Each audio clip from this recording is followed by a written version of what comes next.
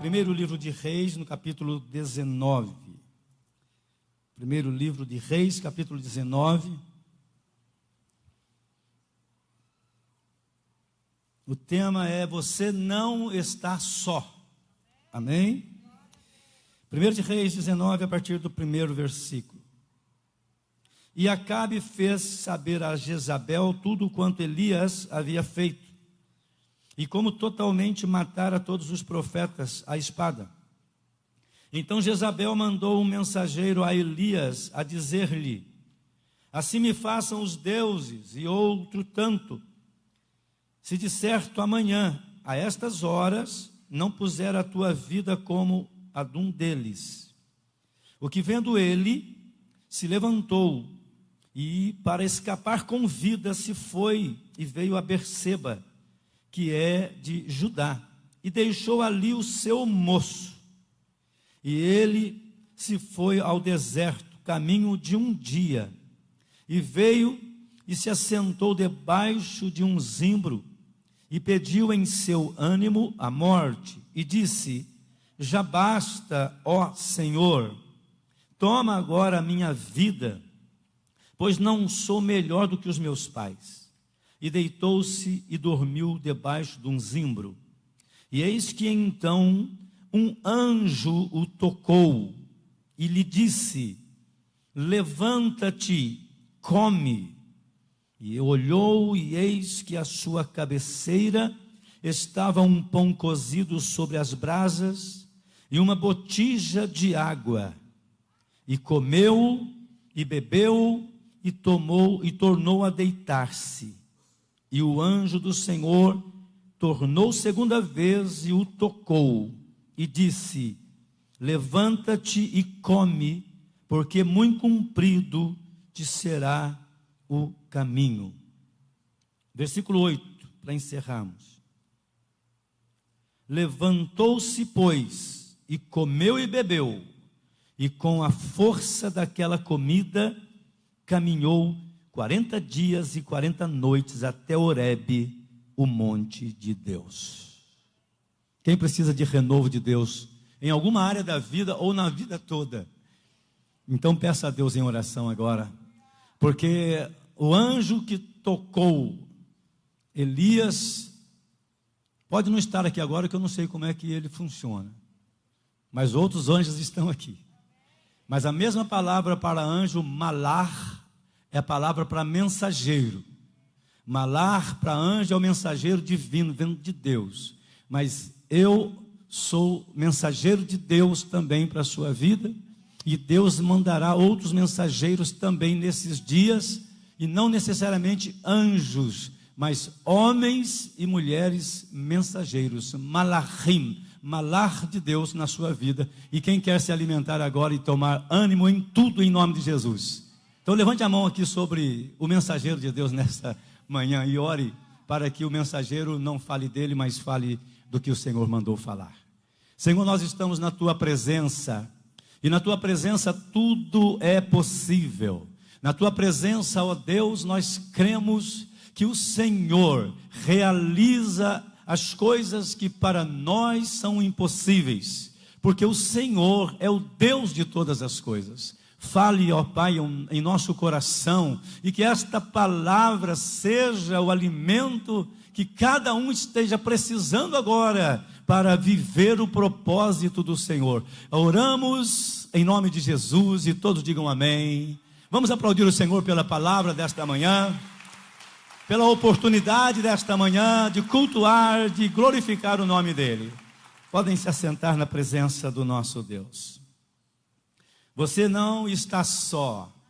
Queridos, o profeta Elias foi um dos grandes homens de Deus, e só para lembrar, profetas quando eram levantados, e eles sempre foram levantados por Deus, eles eram levantados para desafios, eles eram levantados para confrontar pessoas, para trazer ou para levar a palavra que Deus queria que se falasse. Não o que o povo queria ouvir, mas o que Deus queria falar. E a igreja já sabe disso, e nós devemos pedir isso a Deus. Fale o que o Senhor quer, e não o que eu estou achando. Porque eu não quero ser aqui bajulado por Deus, eu quero ser tratado por Deus. Amém? Amém, igreja? Então, profetas foram levantados dessa forma, e eles se tornavam profetas, esses mensageiros da parte de Deus. Elias era um desses, e Elias viveu tempos tremendos. Deus o levantou para isto. Ele confrontou o rei, ele desafiou o rei, ele chamou a chuva, ele mandou parar a chuva, e Deus em tudo foi aprovando o que Elias falava. E em certo momento, todo mundo sabe da grande batalha de Elias e os profetas de Baal e de Azerá, né? Aquela grande batalha que Elias, ali, clamando a Deus, ele venceu 850 profetas que clamaram aos seus deuses e eles não fizeram nada, porque os deuses, tirando o nosso, são todos enganos. Por isso que religião que adota deuses, divindades, elas não estão no centro da vontade do Senhor. Por isso que a igreja tem que ter a Bíblia como a sua regra de fé e de conduta. A Bíblia é quem dirige o culto, a Bíblia é quem comanda a adoração. Nós aqui temos esse cuidado de observar, inclusive, letras de músicas e tal, e algumas até mesmo, a gente observa algumas coisas e às vezes até não cantamos porque nós queremos Bíblia. Quando cantamos, quando manifestamos diante do Senhor, e é claro, quando recebemos a ministração da palavra. E o profeta era assim, ele tinha que fazer isso. E a palavra de Deus nem sempre agradava, mas ele era ousado, ele estava na graça, ungido por Deus. Ele desafiou os profetas. É maravilhoso quando ele diz para eles: façam tudo que vocês quiserem agora, porque o Deus verdadeiro vai responder com fogo. O Deus verdadeiro vai queimar o holocausto. E o Deus deles, vocês sabem, não fez nada. E Elias, para dificultar um pouco mais para Deus, jogou água ainda, né? Água, bastante, ensopou aquilo de água. Mas depois ele foi e falou para Deus: Senhor, manifesta agora, para que este povo saiba que há Deus em Israel, há Deus em Lorena, há Deus no Vale do Paraíba, há um Deus nesta igreja, há um Deus comandando todas as coisas, e nós estamos na dependência dele, e andando por fé nele, amém? E o profeta Elias viu tudo aquilo acontecer, o fogo chegou, queimou tudo, secou a água, e ele estava ali vendo aquelas coisas, e eles ficaram apavorados. A diferença de Elias para os outros profetas é que eles precisavam ver o fogo para acreditar em Deus. Elias não, ele acreditava em Deus, por isso é que ele viu o fogo. Crente que corre atrás do fogo, precisa parar de correr atrás do fogo, para correr atrás de Deus. Porque é o Deus que acende o fogo e não o fogo que acende Deus. Então, quando eu recebo Deus, e ele às vezes é fogo consumidor, ele é trovão, mas às vezes ele é uma voz mansa, é uma brisa. E o profeta Elias até teve uma certa dificuldade. Você, continuando a leitura do texto, você vai ver que em um momento ele estava ali, aí Deus, ele viu ventos, ele viu coisas grandes da natureza, mas Deus não estava. E outra coisa também não estava. Mas o Senhor que respondeu com fogo, o Senhor que fez aquela coisa estrondosa, agora eu pensei que estivesse ali, mas não. Deus é dinâmico, Deus é criativo. E nós precisamos da sensibilidade do Espírito para ouvir Deus no barulho e no silêncio. Ouvir Deus na correria e na caminhada lenta. Ouvir Deus no pregador eloquente pentecostal que chega o microfone na boca. E também ouvir Deus num pastor que prega assim como eu estou pregando. Sensibilidade sobre a igreja eu peço em nome de Jesus. É isso que faz a diferença. Isso acontecendo, se vai acender fogo ou não, é detalhe. Se vai tremer ou não, é detalhe. Mas a palavra estará fazendo aquilo pelo qual ela foi enviada para fazer. Quem crê na palavra de Deus desta forma, diga amém. Amém. O profeta então, depois disso tudo, ele também tinha já dito que não iria chover. Agora ele diz, mas agora chegou a hora de voltar a chuva. E ele então diz para o seu ajudante, né? Diga lá para Acabe, né?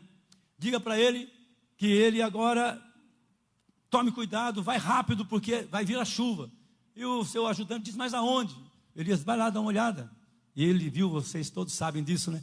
Eu vejo apenas uma pequena nuvem do tamanho da mão de um homem. É tão pequena, isso aqui não é anúncio de chuva. Para quem não crê, nenhum sinal vale. Mas para quem crê, um cisco já começa a fazer a diferença.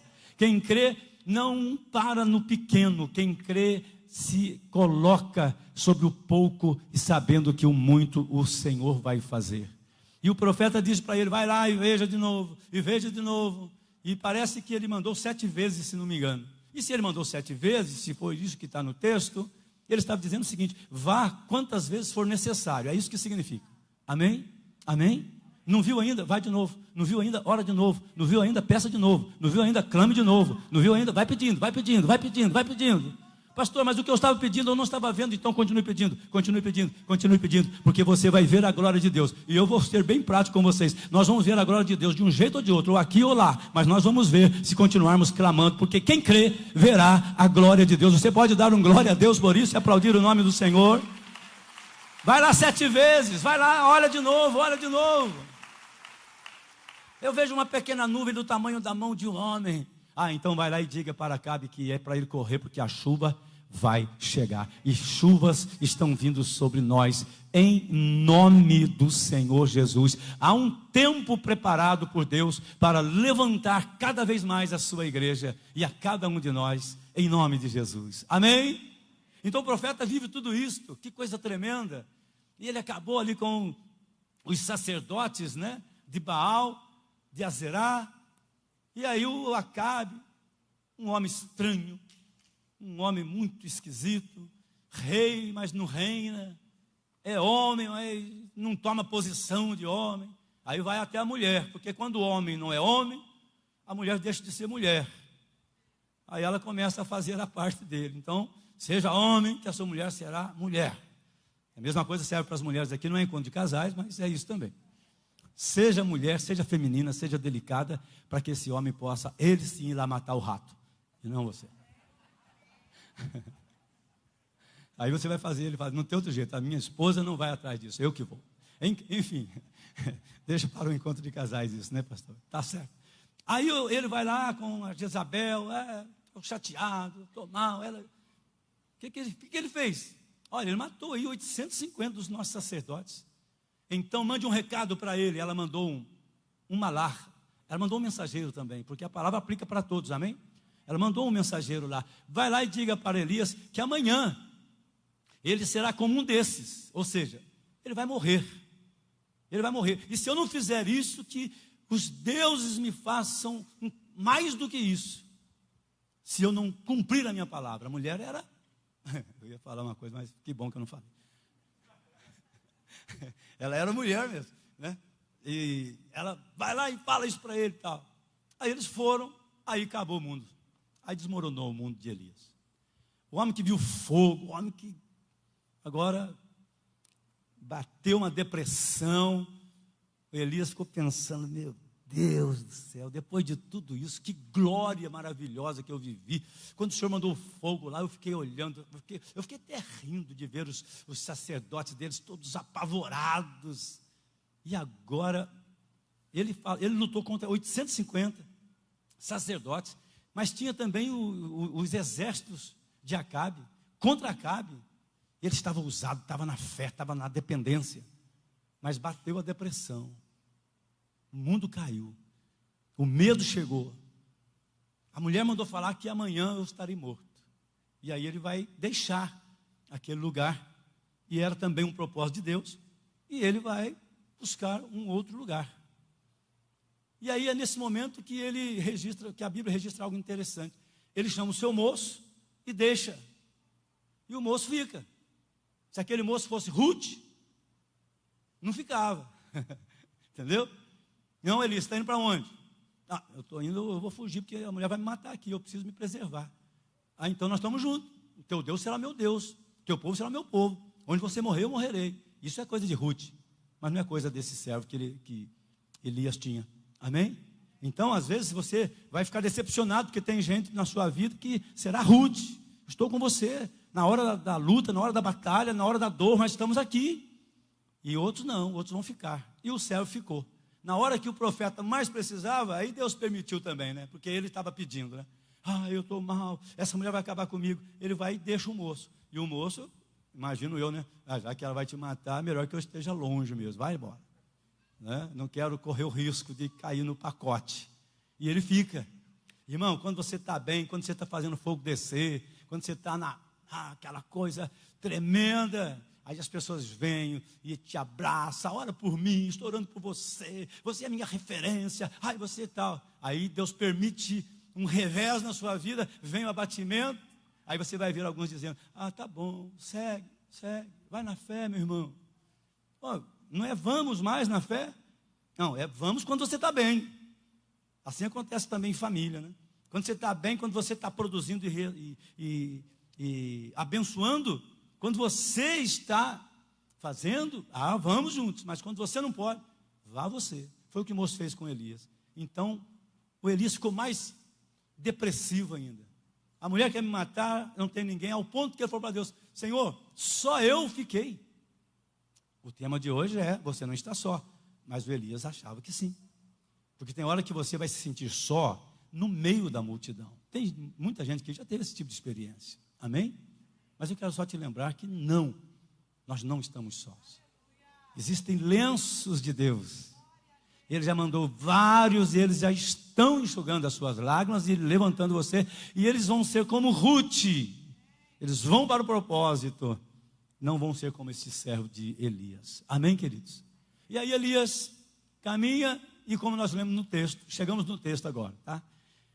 Ele dorme debaixo de um zimbro, e ele pede para Deus, Senhor, já fiz o que tinha que fazer, é melhor o Senhor me recolher, me leva, eu não quero mais. Está lá o texto, vamos ler juntos aqui. Ele, porém, foi ao deserto, caminho de um dia, e foi sentar-se debaixo de um zimbro, e pediu para si a morte, e disse, já basta, ó Senhor, toma agora a minha vida, pois não sou melhor do que os meus pais. Quero falar sobre, caminhou por um dia. Quero falar sobre tempo de reflexão. Tempo do silêncio. Tempo que você está caminhando e não tem ninguém te incentivando. Pelo contrário, eles ficaram. E aí você está indo. E ele foi um dia só pensamento negativo. Um dia só pensando, acabou para mim. Acabou. Tanto é que quando ele chega e ele deita, ele já faz a oração da morte. Me recolhe. Eu não quero mais isso, eu não aguento mais isso. Era isso que ele está falando. Quando a Bíblia fala numa tradução, no seu ânimo, na verdade, ele não tinha ânimo nenhum. Me leva, Senhor, acabou. E ele dorme. Mas o tema é que você não está só. Você pode estar num lugar parecendo sozinho, mas você não estará só. Primeiro, que o nosso Deus tem malar, mensageiros, homens, mulheres, amigos, no trabalho, no dia a dia. Ele mandou mensageiros para essa igreja de manhã, ele mandou para a escola bíblica, ele mandou para o seu casamento, ele mandou para as suas batalhas, para as suas provas. Deus está dizendo, eu não deixei você sozinho. E aí o Jesus vem e diz assim, Mateus 28, 20, e eis que eu estarei convosco todos os dias. Nós não estamos sós. Dá um glória a Deus mais uma vez por isso, querido. Aplauda o Senhor. Ele prometeu, Ele é fiel para cumprir. Aleluia! Nesta manhã da ceia do Senhor é em memória dEle. Mas vamos aqui no texto ainda, e ele dorme e ele é despertado por um anjo. Deus enviou o malar. Deus enviou. Vai lá, desperta o meu servo. Para ele acabou. É que ele veio um dia só pensando o que não devia. Ele veio um dia pensando só no negativo, só no contra. Não vai dar, é impossível. Fiquei sozinho e tal. Depois de tudo, ele não está nem se lembrando que eu manifestei em fogo que eu queimei o holocausto, que acabei com 850 sacerdotes, e envergonhei um rei, para mostrar para ele que o Deus dele é o Deus que vale, é o Deus que verdadeiramente se manifesta. Mas ele está muito depressivo, ele está com muito medo. Em nome de Jesus, que todo medo seja removido da alma, seja removido do coração, para que a gente possa se levantar todos os dias e saber que Deus já preparou o caminho da nossa vitória. Você não vai morrer no meio do caminho, você vai cumprir o propósito que Deus tem para a sua vida. Elias então come, mas dorme de novo. Se alimentou, mas ainda achou que não dava. Pastor, eu já fiz uma campanha, mas depois eu continuei do mesmo jeito. Okay. Você comeu uma vez, então vai comer de novo, vai se alimentar de novo. Por que nós somos chamados a sempre estar congregando, sempre nos trabalhos? Por que a igreja, todas elas, de um modo geral, tem suas programações? Congresso de casais, de jovens, de adolescentes, de crianças, de adultos, de homens e mulheres de negócio, e tal, e escola bíblica, e culto, e oração, e ensaio. Por quê? Alimentos, alimento, alimento, alimento, alimento, alimento. Eu não me alimento só no culto, eu me alimento em tudo que eu faço da obra de Deus. Amém? A célula, vai para a célula. Eu não estou com vontade, então. Eu sei que você não está com vontade, porque essas coisas, elas acionam o reino espiritual. E o reino espiritual é uma guerra dele contra a nossa natureza humana. Está entendendo? Então, quando a gente vai pensar como humanos ainda, neste corpo, a gente tem preguiça, a gente acha que o fulano, a célula, mas quando você entra no espírito, você fala, é lá que eu vou me alimentar. E Deus tem os seus mensageiros, os seus malachim, estão lá para fazer. Nós estamos ativos nisso aí, em nome de Jesus. Amém, queridos? Amém?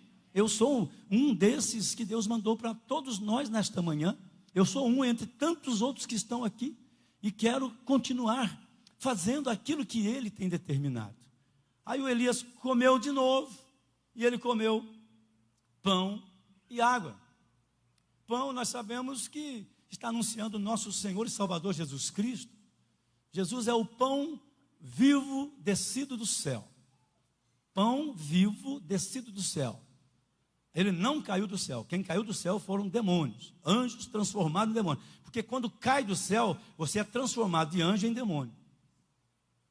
Quando está caindo da graça, você é transformado de santo em pecador.